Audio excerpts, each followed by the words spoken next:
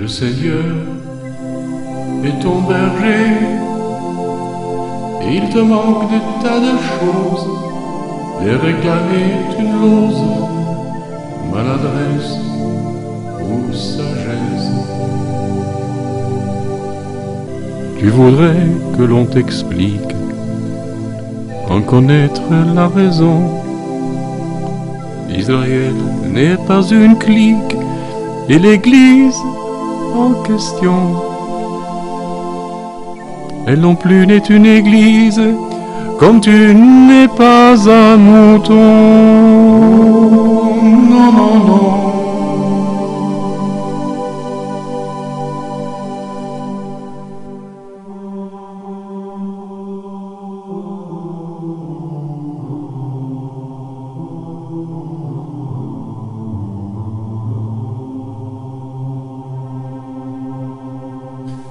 Le Seigneur est ton berger, et il te manque pas mal de choses.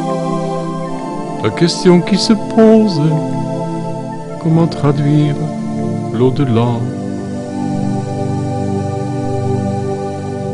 Elle exige ta noblesse, elle s'impose pour de bon.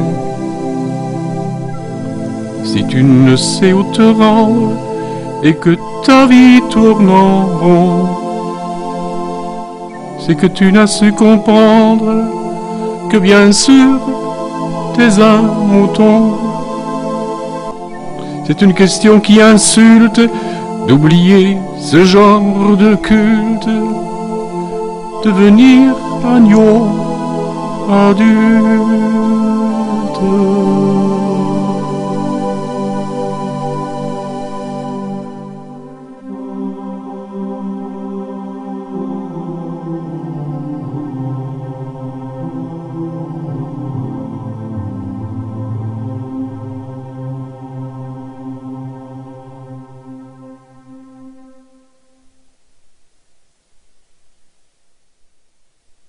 Ce matin, j'étais assis sur un banc situé au bord d'un circuit qui se jette autour de la petite ville où j'habite.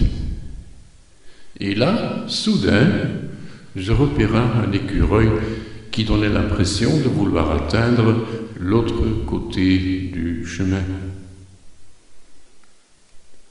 À cette heure, cette voie est bourrée de cyclistes, pour la plupart des jeunes écoliers, dont certains n'aient aucun intérêt autre que la hiérarchie dans leur petit groupe, surtout leur propre position de frappe y incluse.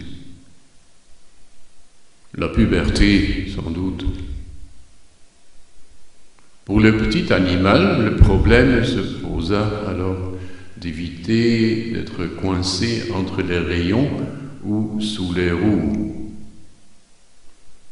Selon les apparences, l'écureuil en était conscient, et hop là, sans hésiter longtemps, il grimpa le long d'un tronc svelte d'un arbre vers les hauteurs.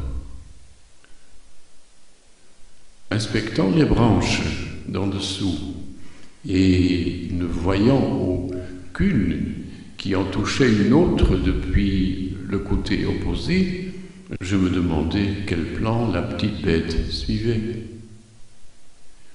Je le voyais monter et monter et monter, passant la première bifurcation de branches latérales, puis la deuxième, la troisième, et ce ne fut que très haut, en couronne, que je le voyais tourner vers une tige très fine, direction branche, qui originaire des arbres en parallèle. Et voilà ce qui se passa. Il n'y avait vraiment aucun point de convergence en vue, mais engendré par la force de gravitation et l'accélération de l'animal, à un moment précis, une connexion de quelques secondes se présenta, assez pour l'écureuil qui en tirait profit subitement. et de cette façon se trouver sur la bonne voie vers l'autre côté de l'allée. Tout ça se développa à vive allure, mais pas hâtivement du tout, plutôt avec nonchalance. Et au milieu de ce tissu de branches filigranes, je le voyais comme il s'arrêta net et observait l'en-bas frénétique. Homme, Homo sapiens sapiens, pas encore conscient. Ici sur Terre, au début de 2021, s'il m'est permis de vous donner un conseil pour l'année suivante, c'est celui-ci. Comportez-vous comme cet écureuil et vous atteindrez l'autre côté plus vite qu'attendu et de surcroît avec un maximum d'élégance. J'y reviens. Ces adolescents pubertaires sur leur bicyclette, ils sont restés debout. De la chance juvénile, je l'appelle. Mais cela pourquoi ils figurent dans ce récit ne l'est pas du tout. Plat sur le ventre, sans exception. Par un virus dont nous ne sommes encore toujours pas sûrs qu'il existe vraiment. Ce qui explique peut-être que nous avons affaire à un symptôme pour une cause plus profonde. Quelle cause? Comment tout cela est-il possible? A-t-il été possible? Quand et où ça a commencé à tourner mal dans notre société, notre société? Je cite ici mon propre texte tiré de ma série vidéo sur YouTube, Changer de voie. Il décrit notre trajet humain en forme de parabole.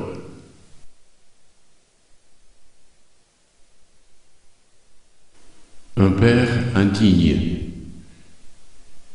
Il y avait une fois un village avec un cordonnier et un boulanger et un plombier. Le cordonnier et ses 4 fils faisaient une bonne recette et épargnaient justement assez à ne pas tomber à l'assistance d'autrui. Tout le reste, ils le dépensaient pour du pain, des légumes, etc., afin d'assurer également aux autres commerces une mode de vie confortable.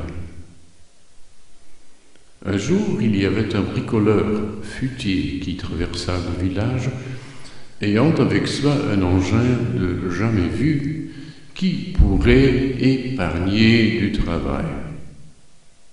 Le cordonnier et sa famille furent convaincus et décidèrent d'acheter l'engin et de l'installer dans leur atelier. Cela fait, le travail nécessaire avait diminué de façon considérable, le revenu pourtant restant le même. Ils le partageaient entre eux cordialement. Après, ce fut le tour au boulanger, au plombier, etc., de faire de même. Et à la fin de cette histoire, tout le monde, aussi riche qu'avant, trouvait plus de temps pour des activités élevant la conscience, et le ciel les guetta avec bénévolence. Jusqu'au jour où le cordonnier mutait en père indigne. Il convoqua ses fils et sa femme autour de lui et annonça « L'épargne, c'est le pouvoir !» ainsi que le savoir comment, ajouta l'aîné sans tarder. Ensuite, un jour, le bricoleur rusé de nouveau en passage, il lui achetait tout.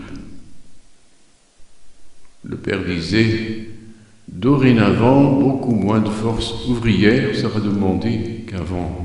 Alors seulement l'aîné va rester à la maison et les 3 autres vont partir et agir de la même manière, ce qui aura comme résultat final que tout le monde sera riche, enfin.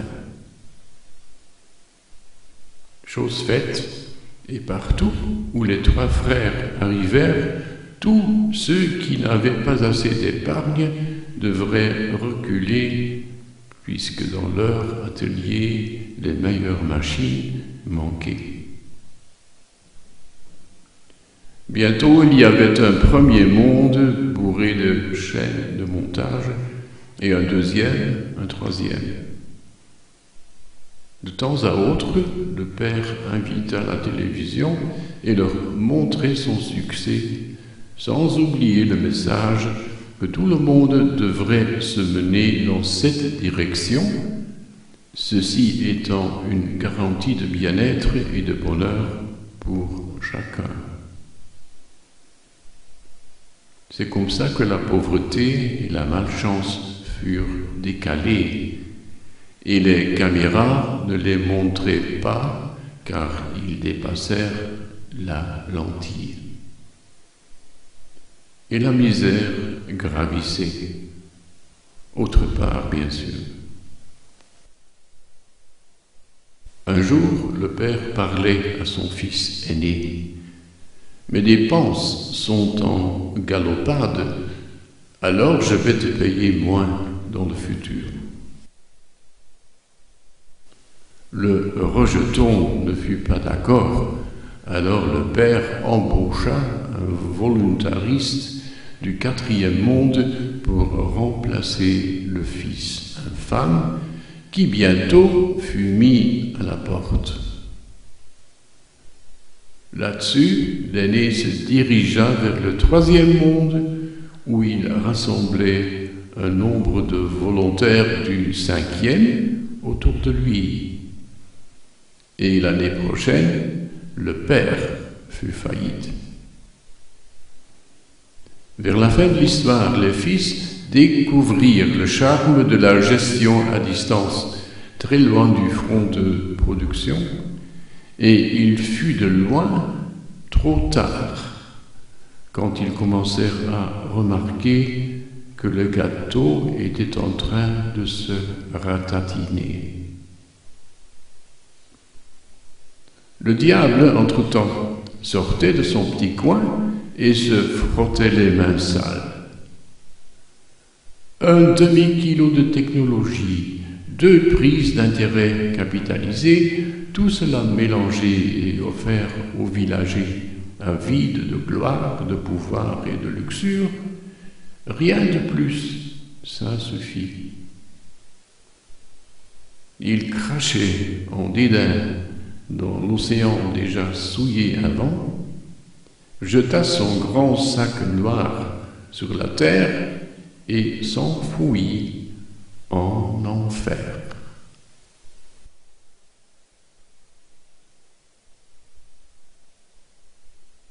Jusque-là, cette histoire en squelette. En langue contemporaine, il s'agissait de capitalisme globalisé, bien sûr.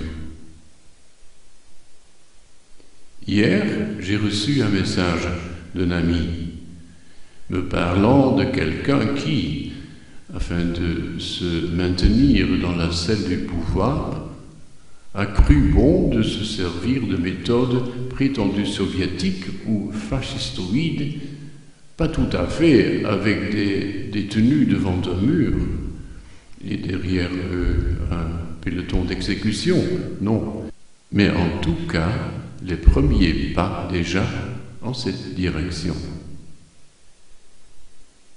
Eh bien, mon cher ami, je connais une méthode beaucoup plus efficiente pour obtenir cette fin, la même fin, pour tenir sous contrôle même tout un peuple sans aucun Kalachnikov.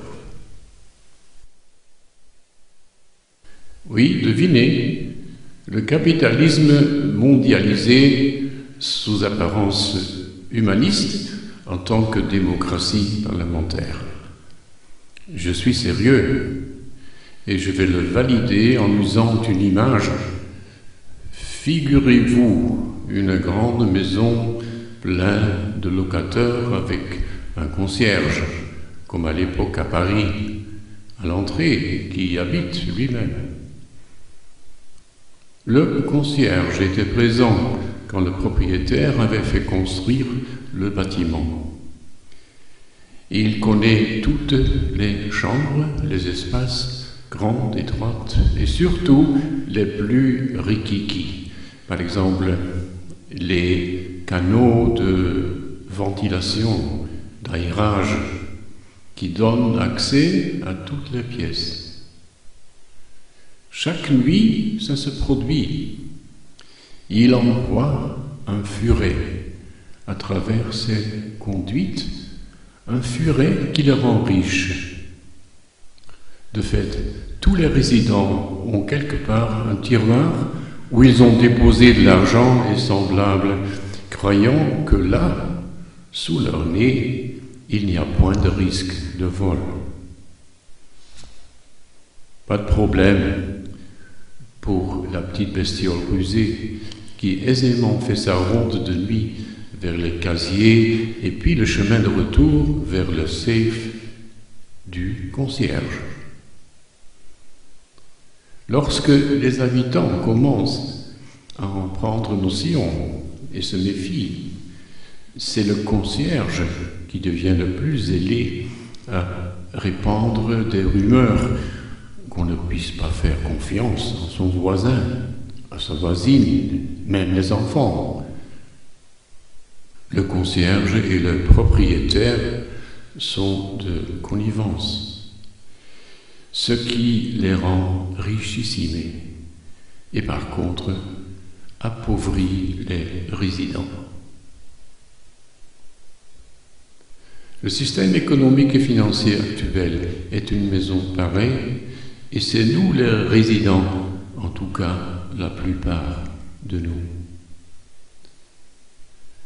Les concierges et propriétaires, c'est qui alors? Devinette numéro 2. Oh là, c'est au plus tard ici que je dois corriger mon image. Concierge et propriétaire, entre-temps, c'est des héritiers de héritiers qui n'ont plus vu l'animal futé depuis longtemps. D'ailleurs, ce dernier, donc la bête, la bestiole, a fait des petits de plus en plus agiles et efficaces. Et cela signifie les nouveaux concierges en profitent de plus en plus sans savoir précisément les détails de la provenance de leur avantage. De temps en temps, ils se questionnent bien sûr là-dessus, mais vu de l'extérieur, ils restent impassibles. Et par là, eux aussi se joignent dans cette section de la race humaine qui se rendent coupables. Pour être clair, leur culpabilité ne l'est pas. She is not unforgivable.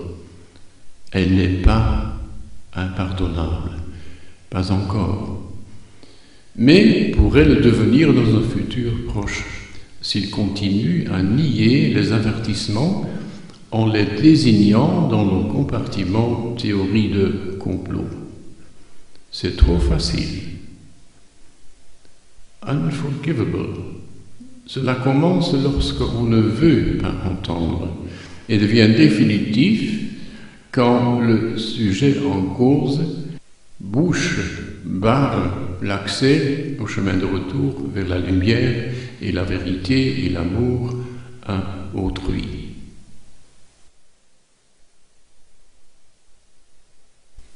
Maintenant, quelques réflexions sur la fraude, sur cette petite bestiole dans l'obscurité de la nuit. Elle prend de nombreuses formes. Mais la plus colossale et aussi la moins reconnue est la suivante.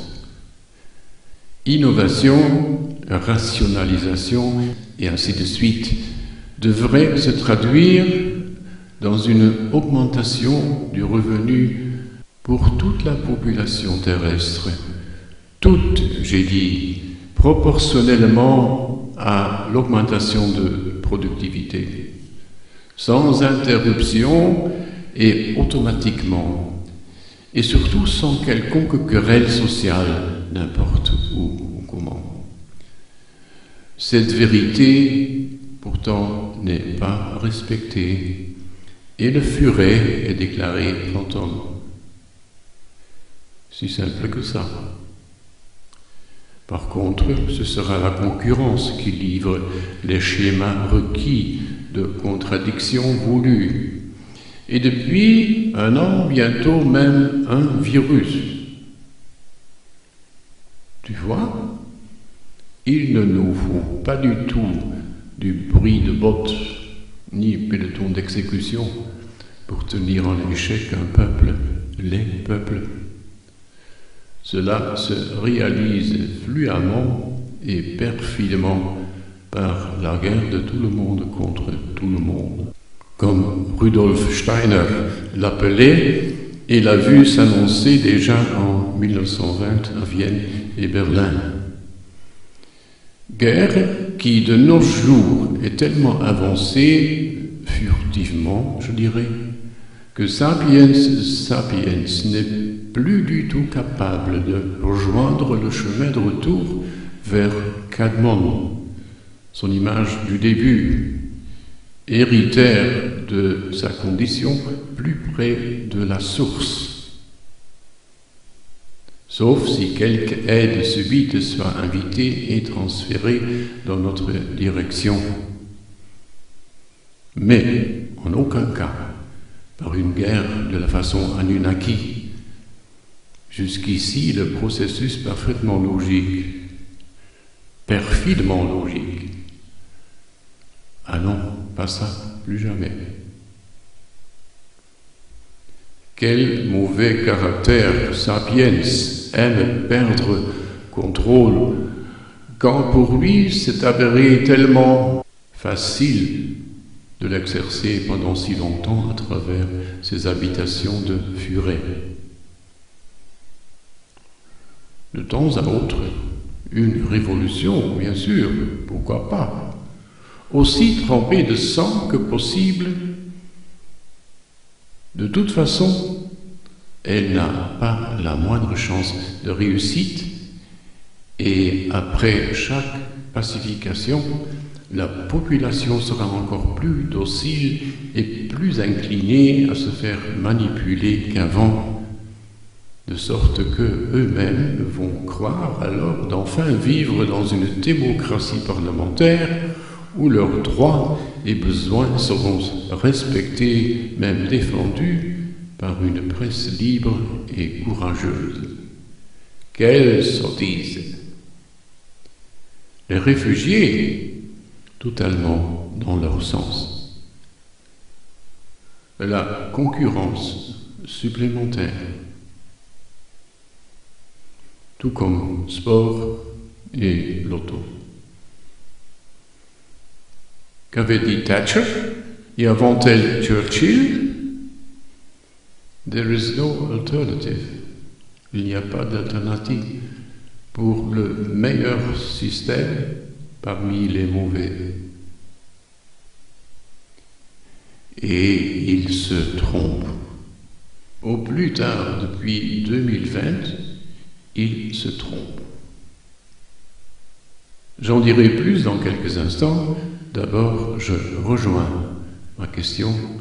Quand et où ce bazar a commencé?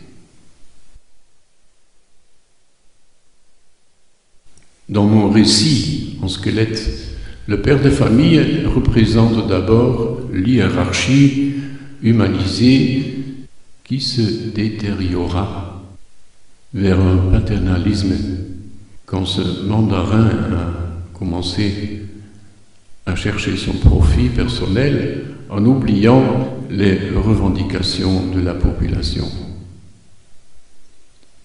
Cette rupture n'est possible que depuis le moment où chose pareille pourra se produire impunie. Et dans notre histoire récente, ce fut au XVe siècle. À cette époque, les archons ont solidifié leur emprise sur l'humanité, ce que j'ai expliqué dans ma YouTube vidéo-série « Changer de voix ». Le comble de leur aptitude, de leur talent au Dieu, s'est manifesté dans la facilité dont ils ont réussi à faire passer ce phénomène snobé et mensongèrement cruel comme renaissance. Bêtise qu'encore aujourd'hui les professeurs d'histoire prêchent dans les écoles, dans nos écoles, même dans les écoles Waldorf, Steiner. Incroyable, mais vrai. Une honte. Ces péripéties du XVe siècle ont été possibles en premier lieu par la corruption avancée des juges.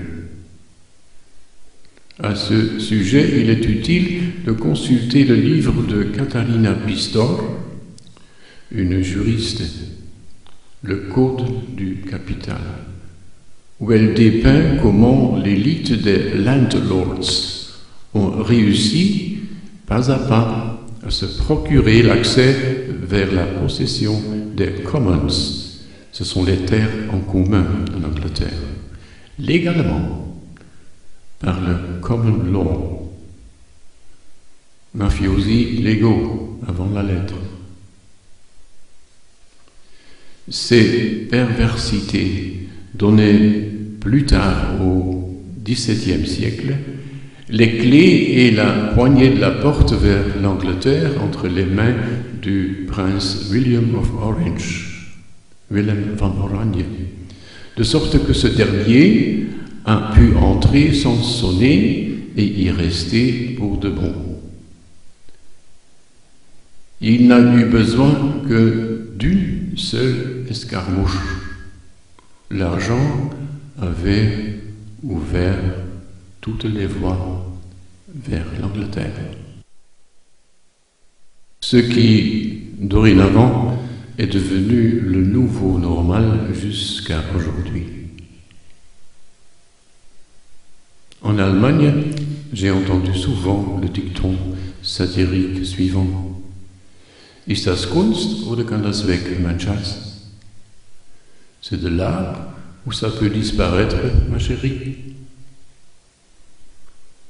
Ce qui tient vrai pour pas mal de créations dubieuses, mais certainement pas pour une peinture.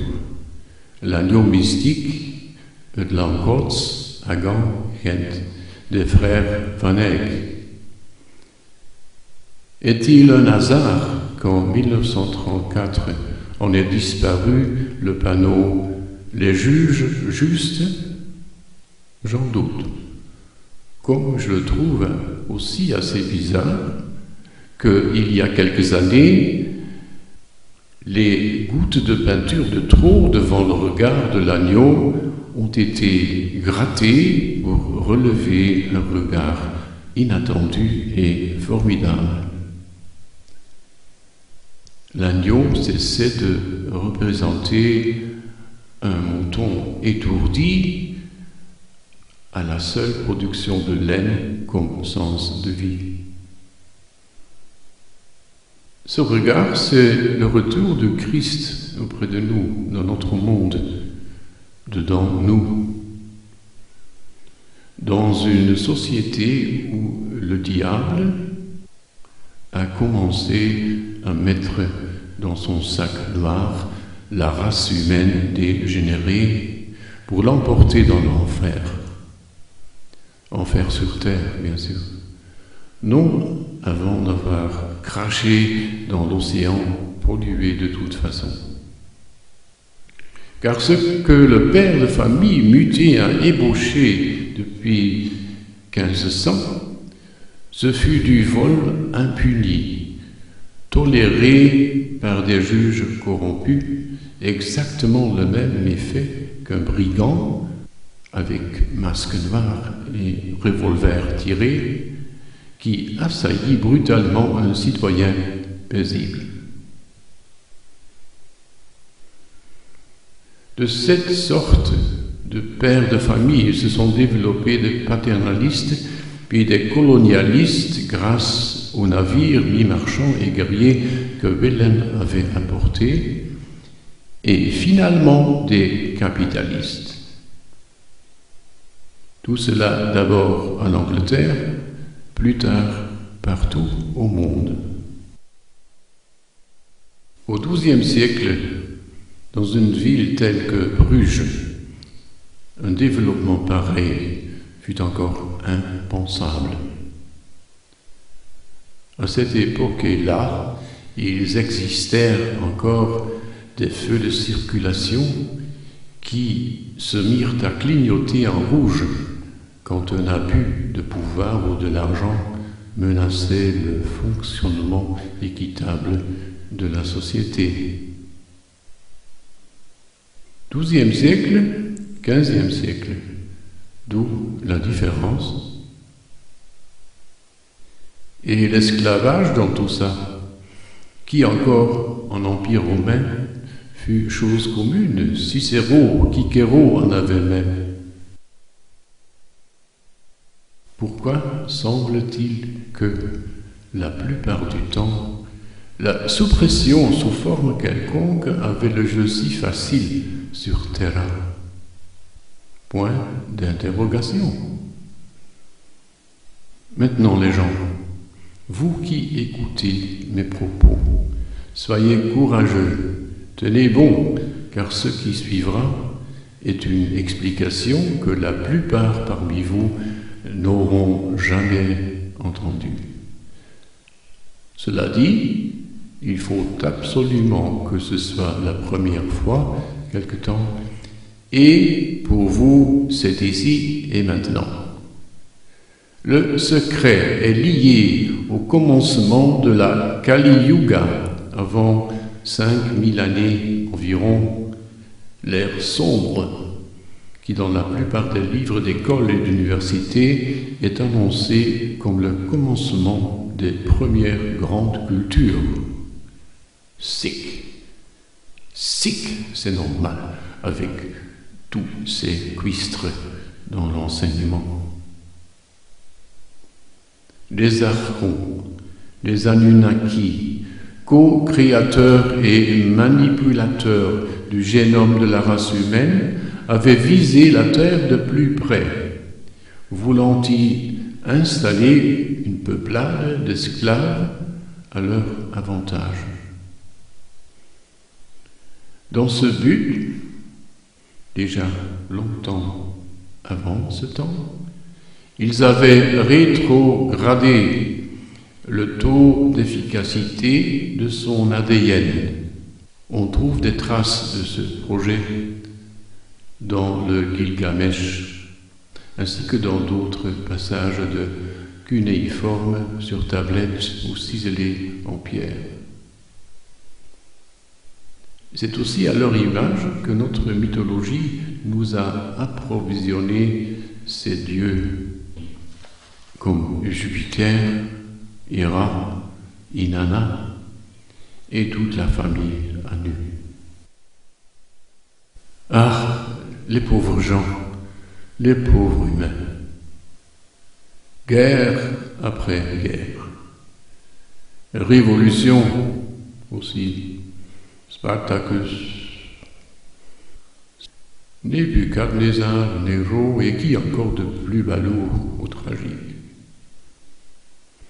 Mais ces archons ne furent que des sous-chefs. Mais le grand chef qui est à la base de tout en a pris soin qu'une partie de nos gènes reste intacte. ARN fonctionne en partie comme un relais, un lien vers les réalités plus éthériques, vers l'âme, l'esprit, l'au-delà. Le début du chemin de retour alors vers la lumière, la source.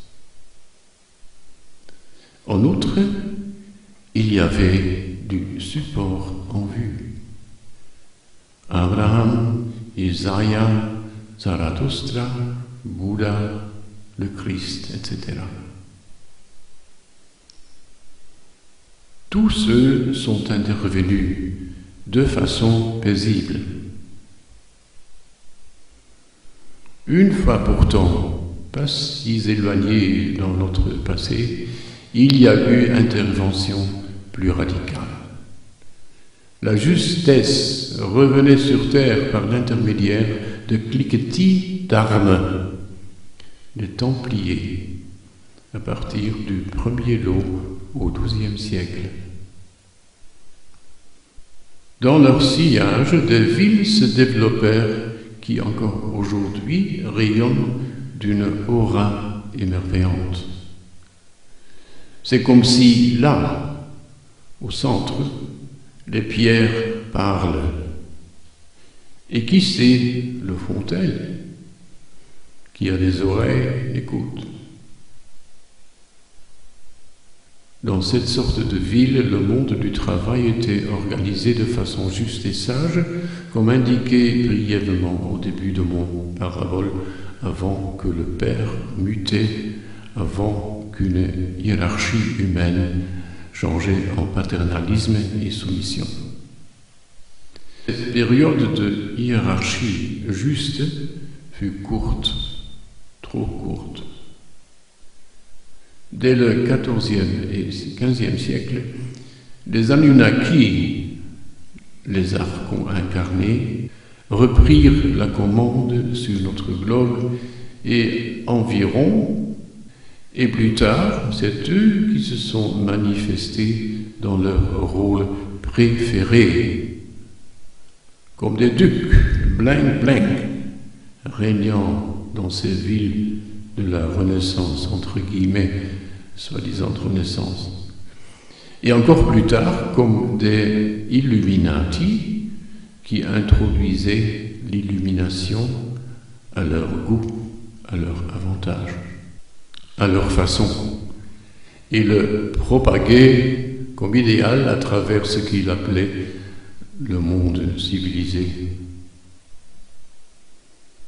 Tout cela a résulté en notre situation actuelle. Les cerveaux et les âmes des terriens savourent le grand bonheur de pouvoir vivre dans un monde libre, dans une vraie démocratie.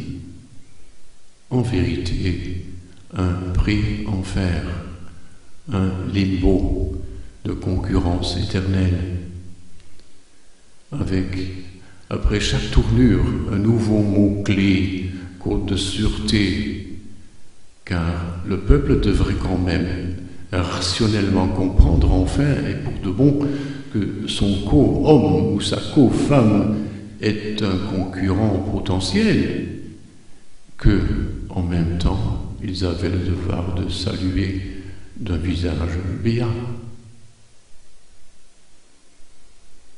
À un locateur, qu'est-ce qui lui sert un codex de location de 1000 pages quand les loyers galopants, à la fin, ne seront plus payables que par des professeurs de l'université et des yuppies dans leur phase de succès?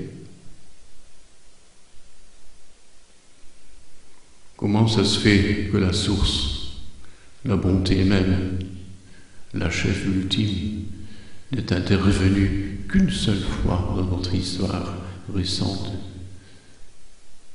c'est-à-dire avec les Templiers de la première heure? Parce que le bruit des armes devrait rester une exception. Les corrections émanées de ces épisodes ne sont que de courte durée. Le vrai changement ne se produira que du moment où des couches plus larges de la population auront acquis une conscience plus élevée, un co-savoir après toutes les lections que l'histoire, le temps alors, nous aura enseignées ou aurait dû nous enseigner. La violence templière devait rester une exception. Ce médicament a trop d'effets secondaires.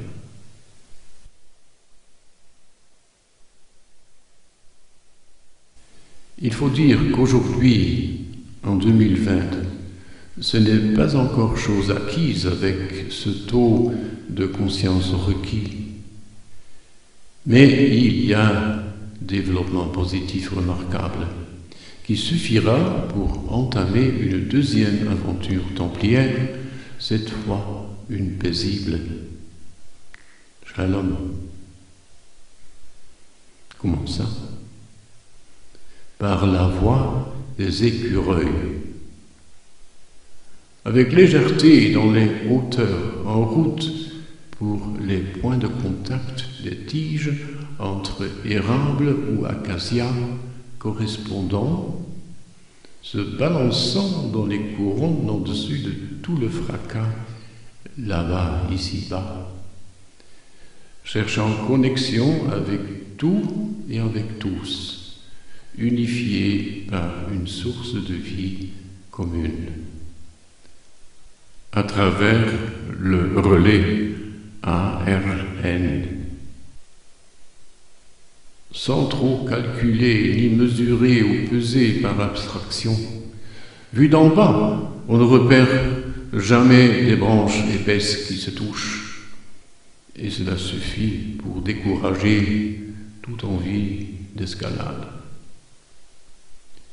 Cet écureuil est informé par son âme de groupe, tel dont disposent aussi les abeilles par exemple, et les oiseaux migrateurs qui volent en formation changeante et parfaite, sans appareil de mesure, ni connexion PC, ni smartphone GPS. Les hommes, bien sûr, ce n'est pas des animaux, différentes tâches, ce qui n'empêche que nous hommes peuvent apprendre beaucoup d'eux. Nous aussi sommes capables de créer et de trouver des connexions naturelles par l'intermédiaire de notre ARN, qui nous rendront aussi légers que ces écureuils, et hop là, vers le haut. Mais maintenant, attention, prenez garde, faites gaffe. En 2021, les archons ne sont pas partis, pas tout à fait, tout autant que leur représentation au monde, comme nous les connaissons. Je veux dire ceux avec leur bazooka d'argent qui dominent la presse, la télévision, tous les mainstream médias. J'en suis sûr que eux seront les derniers à se moquer au sujet de ceux que je viens de conseiller d'imiter le comportement agile de l'écureuil élégant. Car au moins eux, ces archons, le savent, que leur restant de pouvoir dépend du fait s'ils soient capables d'empêcher l'écureuil de continuer son assaut vers les hauteurs des arbres sauveurs. Ils ne sont pas bêtes, ces archons. Et hier, aujourd'hui et demain, ils déploient leur projet ultime, qui vraiment a pris vitesse à partir de 2020, résultant de la pandémie. N'oubliez pas de placer un L entre P et A, donc pandémie. La deuxième partie sera le Great Reset. Souvenez-vous, il ne s'agissait pas uniquement d'argent ou de l'or, mais surtout de contrôle, d'avoir une prise sur l'humanité et la population.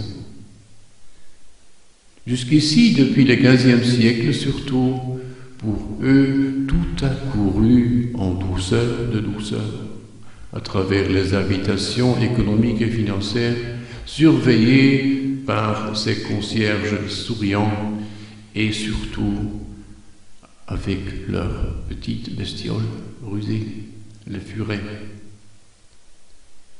Mais les résidents commencent à deviner que certaines certitudes anciennes clochent. D'autant plus vite que beaucoup d'entre eux sont endettés, sont devenus pauvres et de là n'ont plus rien à perdre. Alors, qu'est-ce que les Illuminati, cette couvée d'archons sur Terre, ont dans leur pipeline pour la prochaine phase de leur projet de contrôle et de soumission? The Great Reset, Davos, Klaus Schwab. Tout ce qui avant se présenta comme illusoire, matériellement parlant, bien-être pour tout le monde, revenus convenables, chacun sa maison, et ainsi de suite.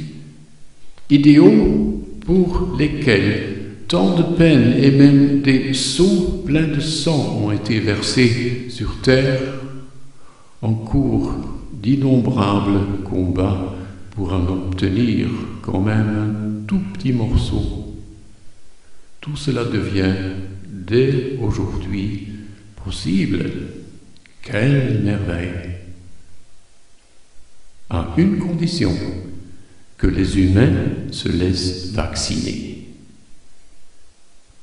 ADN, CRISPR, ARN.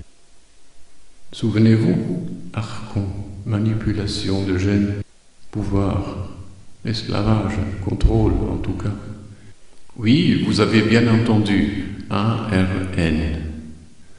Tous les tests pertinents, ceux de la série RT-PCR et certainement tous les vaccins occidentaux manipulent la RNA, ce relais protégé par la source même, ce excite de sauvetage sacré vers la lumière, vers l'amour, la vérité fondamentale. Elle sera captivée, mélangée et dénaturée, brouillée, remplie d'huile usée, souillée, encrassée. Comment encore trouver de plus exactes descriptions? Cherchons une dernière fois l'imagination.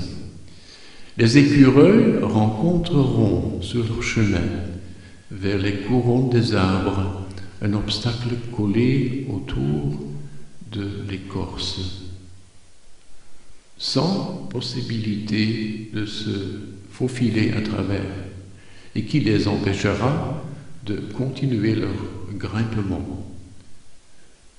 De la même manière, comme aux truites, rendu impossible de nager vers leur frayère lointain dans les hauteurs, intuitivement, en amont, dans des fleuves, rivières, ruisseaux, ruisselets, parce que des humains arrogants et aveuglement égoïstes l'ont trouvé un écart d'y construire des barrages. Compris? Covid-19, Corona, qui a des oreilles, entende, écoute. Mais fermez-les envers les mainstream médias. Tous ces services de nouvelles et agences de presse, ces journaux, le soir, le monde, la VRT, VTM, la radio, car ceux-là sont pour 100% entre les griffes de financiers avides sur terre, sur cette terre à nous tous. Et eux, aujourd'hui, encore plus qu'avant, ils essaient, à vous, à nous, garder stupides. Mais vous n'êtes pas stupides, nous ne sommes pas stupides. Pour le dire avec les Vanek, nous ne sommes pas des moutons, nous sommes des agneaux adultes.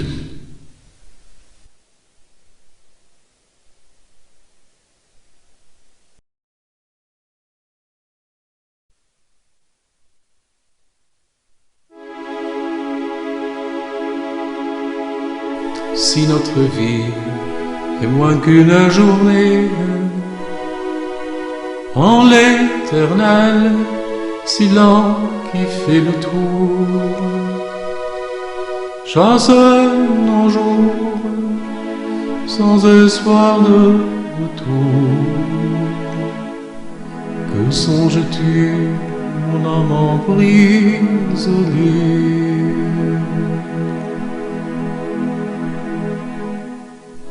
Les tombeaux sont-ils considérés par toutes ces âmes fatiguées comme des poubelles? Et où sont-elles, toutes ces âmes qui ont lutté pendant des mois, des années, contre leur sort, contre leur mort? Vers quelle hostellerie ces êtres sont partis?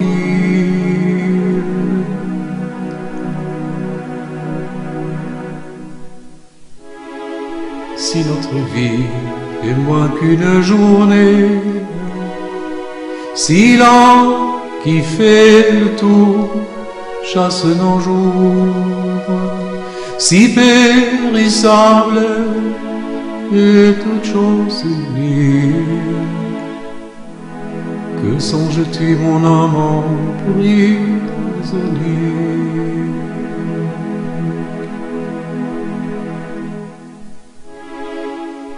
Il y en a d'anciennes sottises qui ne sont vraiment plus lumises. C'est ce que j'en songe de ce mensonge, que ça ne vaut rien se consoler les uns les autres dans des fossés pour que l'on gagne la haute montagne. Au-dessus des brumes sans fin, au-delà de tout chagrin,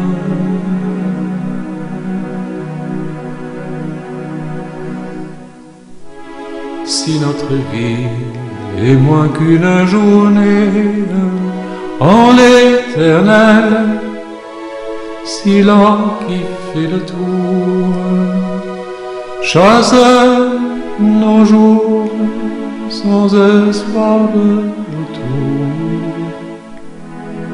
Réveillez-vous, âmes en prisonniers.